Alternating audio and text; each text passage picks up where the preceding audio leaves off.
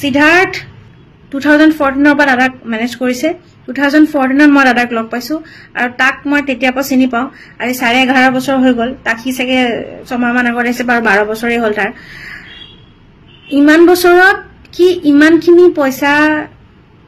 কেনেকে গুটাব পাৰে মানে সি ইমানখিনি পইচা সি 3 কোটি টকা কেনেকে মানে শুনিছো এতিয়া ইমানখিনি আছে বুলি তাৰ কেনেকে গুটাব পাৰে মানে আমি আসলতে কিমান পইচা পাওঁ চাগে কোনো নাজানে আমিতো সঁচাকে কোচিংগাৰ হৈয়ে থাকি গলো আৰু মানে একো নিবিচাৰিলো দাদাৰ লগত গাবলৈ পাইছো যে হেতুৱে আমাৰ কাৰণে বহুত বুলি মানে আমি ভাবিলো আৰু মানে পাইও একো নাপালো নিচিনা হৈ থাকিলে এতিয়া আৰু আমাক সঁচা কথা ক'বলৈ গলে সেইটো সন্মান কোন আমি বা সেই দাদাৰ লগত থকা সময়কণহে দিয়ে দাদাৰ লগত যেতিয়া আমি থাকো তেতিয়া সেইকণ আমাক ৰেসপেক্ট দিব বা ভালকে মাতিব তাৰ বাহিৰে আমি দাদা আঁতৰি গলে আমাক সঁচা কথা ক'বলৈ গলে মানে কি আৰু মানুহৰ নিচিনা ব্যৱহাৰ নকৰে বুলিয়ে ক'ব লাগিব ঐ তই এইটো কৰ ঐ মানে এনেকুৱা আৰু যদি কিবা কমপ্লেইনটো কৰো দাদাৰ আগততো সৰ্বনাশী তেতিয়াতো আৰু কি হ'ব ঠিকই নাই আমি যদি কেতিয়াবা কিবা অসুবিধা পাওঁ তেওঁলোককো ক'বলৈ আমাৰ ভয় লাগে কেতিয়াবা মানে এনেকুৱা হৈছে কথা ওলাই যায় তেতিয়া দাদাৰ আগত দাদাৰ কাণত পৰে দাদাই খং কৰে তেতিয়াতো আৰু বেলেগে সিচুৱেচন হৈ যায় আৰু সেই দাদাই গম পালে কি হ'ব দাদাই গম পালে মানে বহুত কথা এনেকুৱা জানিছিলো যোনবিলাক কথা দাদাই গম পালে বহুত ডাঙৰ কথা হৈ যাব আৰু সেইবোৰ কথা হয়তো মানে দাদাই গম নোপোৱাকে গুচি গ'ল আৰু সেইবোৰ কথা আমি ক'বলৈ ভয় লাগিছিলে কাৰণ কি দাদাই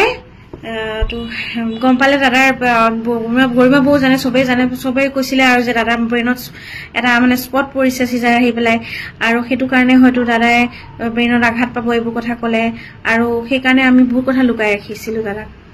আৰু মনে থাকিলো যিমান দিন থাকিলো মনে থাকিলো যিমান পাৰো সহ্য কৰিব চেষ্টা কৰিলো আৰু ইমান দিন মানে মুখখন বন্ধ কৰিয়ে ৰাখিলো বুলি ক'ব লাগিব আৰু হয়তো দাদাও জানিছিলে মানে এতিয়া মই গম পাইছো দাদাই জানিছিলে যে মই কোনটো এটা মেন্টাল ষ্টেটত মই চুজ কৰিব লগা হৈছিলে এটা সময়ত বা সিদ্ধাৰ্থ 2014 পৰা দাদাক মেনেজ কৰিছে 2014 মই দাদাক লগ পাইছো আৰু তাক মই তেতিয়া পৰা চিনি পাওঁ আৰু 11.5 বছৰ হৈ গল তাক সি চাগে 6 মাহ মান আগত আহিছে বাৰু 12 বছৰেই হ'ল তাৰ ইমান বছৰত কি ইমানখিনি পইচা কেনেকে গুটাব পাৰে মানে সি ইমানখিনি পইচা সি 3 কোটি টকা কেনেকে মানে শুনিছো এতিয়া ইমানখিনি আছে বুলি তাৰ কেনেকে গুটাব পাৰে মানে আমি আসলতে কিমান পইচা পাওঁ চাগে কোনো নাজানে আমিতো সঁচাকে কোচিংগাৰ হৈয়ে থাকি গলো আৰু মানে একো নিবিচাৰিলো দাদাৰ লগত গাবলৈ পাইছো যে হেতুৱে আমাৰ কাৰণে বহুত বুলি মানে আমি ভাবিলো আৰু মানে পাইও একো নাপালো নিচিনা হৈ থাকিলে এতিয়া আৰু আমাক সঁচা কথা ক'বলৈ গলে সেইটো সন্মান কোন আমি বা সেই দাদাৰ লগত থকা সময়কণহে দিয়ে দাদাৰ লগত যেতিয়া আমি থাকো তেতিয়া সেইকণ আমাক ৰেসপেক্ট দিব বা ভালকে মাতিব তাৰ বাহিৰে আমি দাদা আঁতৰি গলে আমাক সঁচা কথা ক'বলৈ গলে মানে কি আৰু মানুহৰ নিচিনা ব্যৱহাৰ নকৰে বুলিয়ে ক'ব লাগিব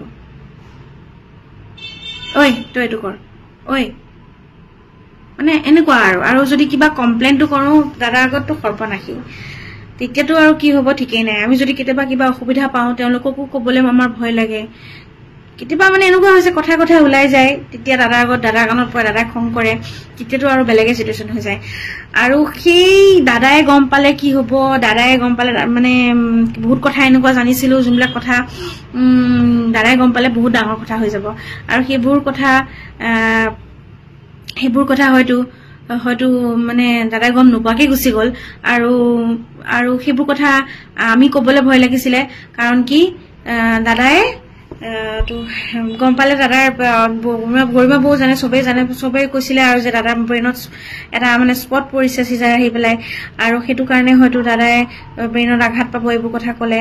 আৰু সেইকাৰণে আমি বহুত কথা লুকাই ৰাখিছিলো দাদাক আৰু মনে থাকিলো যিমান দিন থাকিলো মনে থাকিলো যিমান পাৰো সহ্য কৰিব চেষ্টা কৰিলো আৰু যিমান ইমান দিন মানে মুখখন বন্ধ কৰিয়ে ৰাখিলো বুলি ক'ব লাগিব আৰু